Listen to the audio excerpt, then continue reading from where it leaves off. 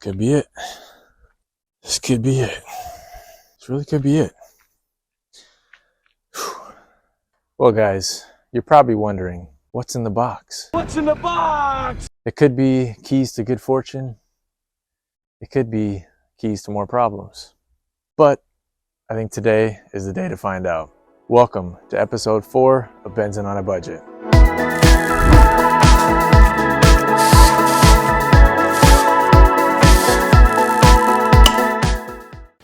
All right, you guys, well, I'm guessing some of you may have a clue what is inside of this box related to keys for this car. That's right. For those who've been following the series, we bought this thing for $800 without a key. So we don't even know if it runs. Today, we're gonna find out if by the turn of a key and a little bit of magic, it'll actually run, fire up, start, drive, etc., go through the gears. We got a very special box here from my good friend Josh over at Mercedes Swap Shop, who is a huge help to all of the builds on the channel, but specifically in this scenario, no way in hell I was gonna get out of this without his help. Sent him the ignition module, sent him the ECU to be read for tuning later on down the road, and he made a key. So today we get to find out, does it run? So I'm dying to open the box. Let's do this. All right, you guys, well, here they are. I literally can't wait right now, but I'm being patient so I can show you guys ECU, ignition module, and our fresh factory and in the metallic housing key, or chrome housing key. So let's go. I can't wait any longer. I'm plugging this stuff in. Let's see what happens.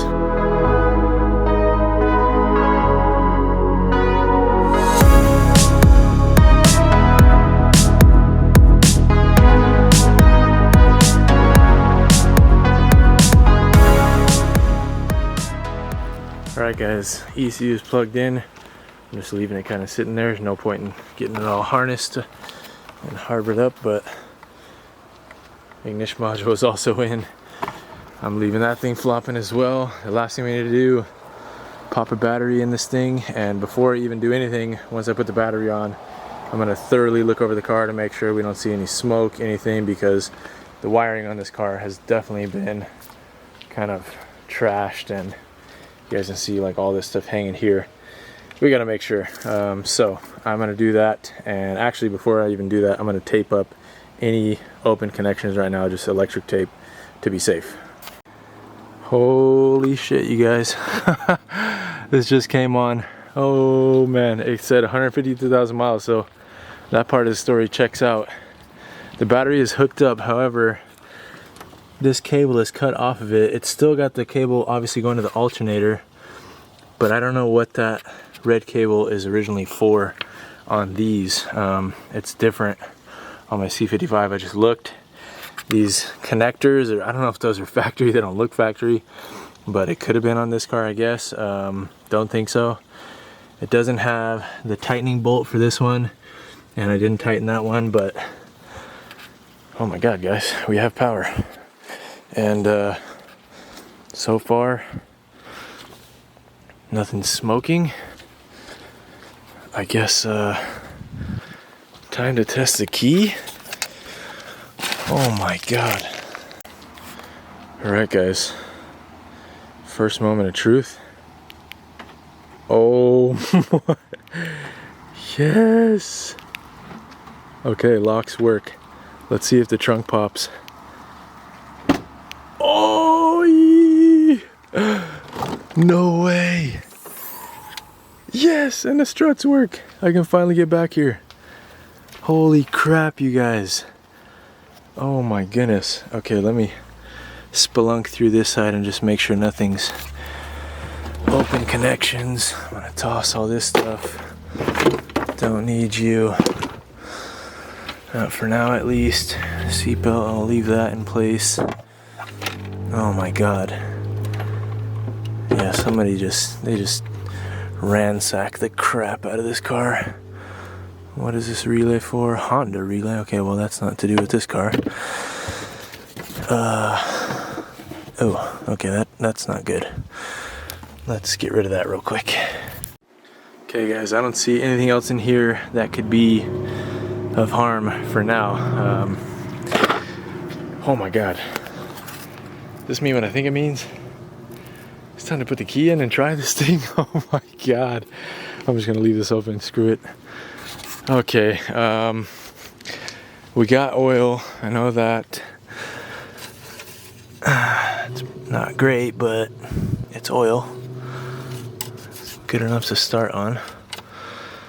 I do want to look inside the cap. I haven't been able to get this off. This thing is like locked on here. So let me try to get that off and just take a look before we do anything else. The coolant looks good.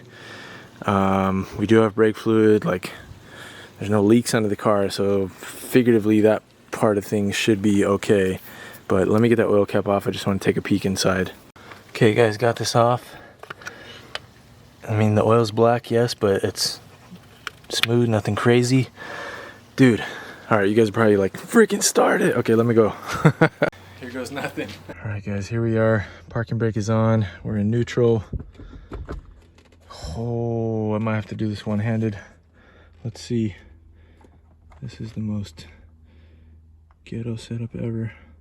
All right, let me check back in a second. Let me get this in here. All right, I heard the infamous sound.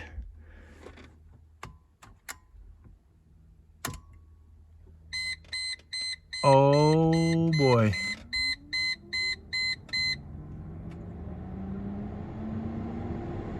Why are the fans kicking on like crazy?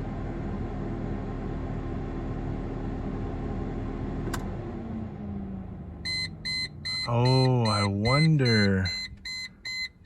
Okay, so I'm wondering if that is a fan wire from the battery terminal, and that's why the fans are kicking on like that. But tele-aid, yeah, I know all that.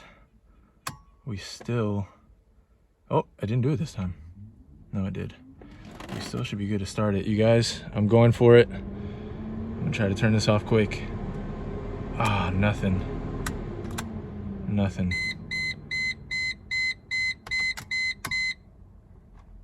Yeah, nothing. No crank, no nothing.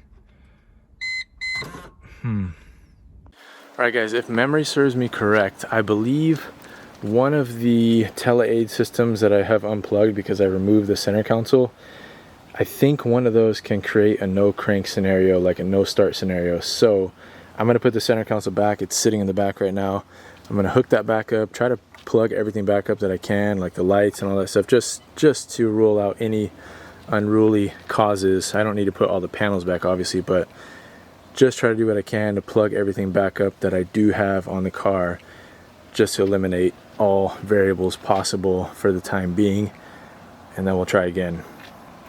When it started beeping like that, it was basically trying to get a hold of like tele-aid or do a call system, trying to collect info to call.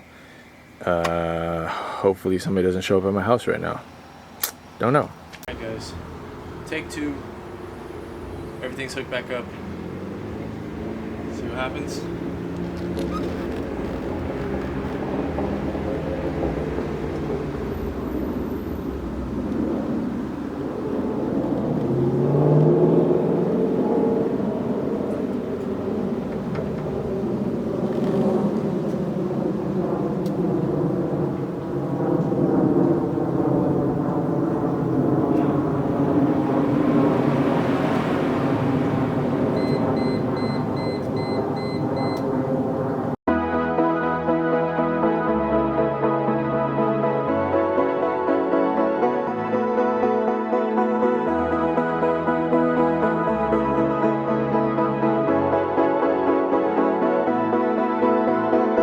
Alright guys, well, I'm a bit stumped. A lot of possibilities, I guess. I'm hoping I didn't jam myself up by trying to do it the first time with the tele-aid system and the SOS system unplugged. But I'm going to go ahead and undo the ECU. I got both terminals off of the battery, so I'm going to let it sit. Tele-aid system is hooked back up. The only thing, like I said, I'm hoping that with me trying to start it with the tele-aid system unhooked, hopefully that's not a thing that has to like go into star and reset it. There are also the SRS restraints because the seatbelt stuff is all over the place, which I know can also cause issues. So we are in a bit of a mess as far as figuring this out goes. So I'm gonna spend a little time right now, go through everything I can, check the front SAM, check everything I can, and then I will update you guys.